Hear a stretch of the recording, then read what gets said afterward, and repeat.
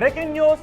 Hyderabad Bachupally VNR Vignan Jyothi కాలేజీలో విద్యార్థినిపై అత్యాచార ఘటనతో పాటు డ్రగ్స్ వినియోగించినట్టుగా ఫిర్యాదులు అందడంతో పోలీసులు విచారణ చేస్తున్నారు. బీటెక్ విద్యార్థిని అత్యాచార కేసులో కాలేజ్ సిబ్బందిని ప్రశ్నించబోతున్నారు పోలీసులు.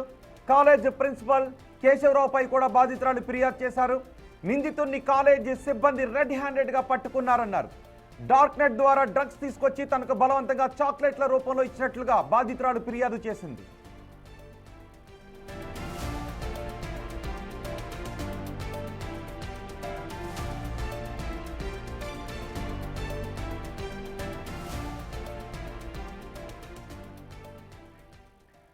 ఈ కేసులో అప్డేట్స్ పై మరింత సమాచారం మా ప్రతినిధి సుజాత అందిస్తారు.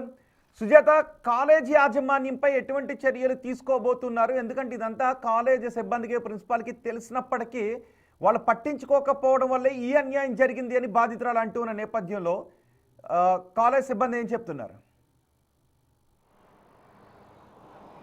రోహిత్, విఎన్ఆర్ విజ్ఞాన్ జ్యోతి కాలేజ్లో గత ఏడాది పాటు కూడా విద్యార్థిని మీద అత్యాచారం జరుగుతూనే ఉంది అని చెప్పేసి బాధితురాల తల్లి పోలీసులకి ఫిర్యాదు చేసింది. ప్రస్తుతం నేను కాలేజ్ దగ్గర ఉన్నా. అయితే మనం విజువల్స్లో చూడొచ్చు, Vallurupalli Nageswararao Vignana Jyothi institute of engineering and technology ఈ కాలేజ్కి సంబంధించి విద్యార్థిని థర్డ్ ఇయర్ చదువుతుంది.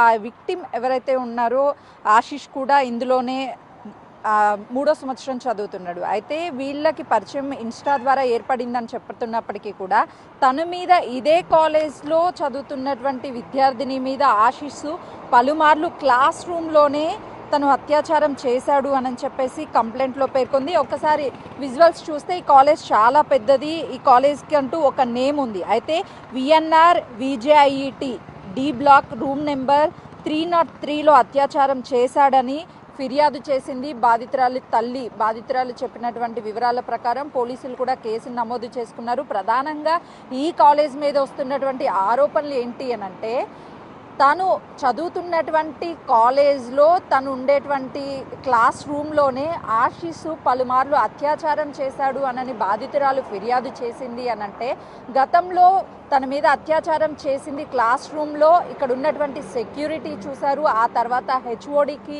కంప్లైంట్ చేసినప్పటికీ హెచ్ఓడి ఆశిష్ని రూమ్ లోపలికి పిలిచి కేవలం 5 నిమిషాలు మాట్లాడాడు. ఆ తర్వాత ఆశిష్ నవ్వుతూ రూమ్లో నుంచి వచ్చాడు అనంటే, ఆశిష్ మీద అప్పుడే చర్యలు తీసుకొని ఉంటే మరొకసారి నా మీద అత్యాచారం జరిగేది కాదు అనని బాధితురాలు పోలీసులకి ఫిర్యాదు చేసింది. అంటే కాలేజ్ వాళ్ళ నిర్లక్ష్యం కళ్ళకు కట్టినట్టుగా కనిపిస్తుంది. ఆ రోజు హెచ్ఓడి ఆశిష్ని ఎందుకు వదిలేశాడు? కనీసం సస్పెండ్ చేసి ఉండాలి కదా.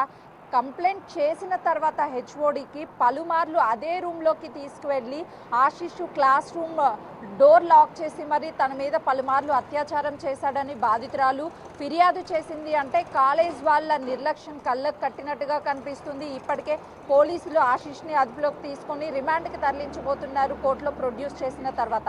అయితే కాలేజ్ వాళ్ళకు కూడా నోటీసులు ఇచ్చి విచారించే అవకాశం కనిపిస్తుంది. కొద్దిసేపటి క్రితం బాచుపల్లి సిఐ మాట్లాడుతూ ఆల్రెడీ ప్రిన్సిపల్ కూడా గతంలో బాధితురాలు చెప్పింది, అయినా కూడా చర్యలు తీసుకోలేదు అని చెప్పేసి ఫిర్యాదులో బాధితురాలి తల్లి పేర్కొంది. కాబట్టి ఇటు ప్రిన్సిపాల్ని అదేవిధంగా కాలేజ్కి సంబంధించినటువంటి స్టాఫ్ని విచారించే అవకాశం చాలా స్పష్టంగా కనిపిస్తుంది. మరోవైపు మత్తి ఇచ్చేటువంటి చాక్లెట్స్ ఏదైతే డ్రగ్స్కి సంబంధించినటువంటి చాక్లెట్స్ని కూడా ఒక డార్క్ వెబ్ ద్వారా ఆశిష్ కొనుగోలు చేసి తనకి తినిపించి ఆ తర్వాత క్లాస్ రూమ్లోనే అత్యాచారం చేశాడు అనంటే, ఖచ్చితంగా ఈ కాలేజ్ లోపలికి డ్రగ్స్ ఏమైనా సరే ఎవరైనా సరఫరా చేస్తున్నారా, మత్తునిచ్చేటువంటి చాక్లెట్స్ని సరఫరా చేస్తుంది ఎవరు అన్న కోణంలో కూడా విచారణ జరిగే అవకాశం చాలా స్పష్టంగా కనిపిస్తుంది. ఇప్పటికే తెలంగాణ ప్రభుత్వం చాలా సీరియస్గా డ్రగ్స్కి సంబంధించినటువంటి కాలేజీ అదేవిధంగా స్కూల్స్ వాళ్ళు ఎక్కువగా అడిక్ట్ అవుతున్నారు. దాని బారి నుంచి బయటపడేసేందుకు అనేక కౌన్సిలింగ్స్ని ఏర్పాటు చేశారు.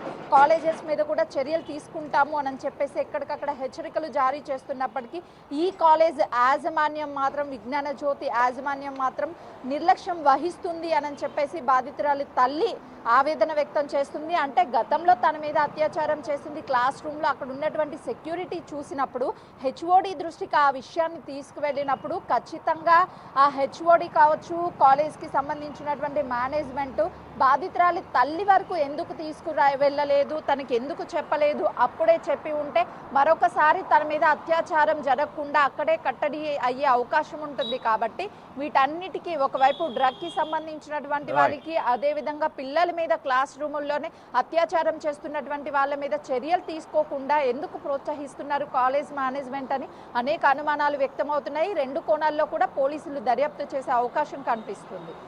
రైట్ సుజాత.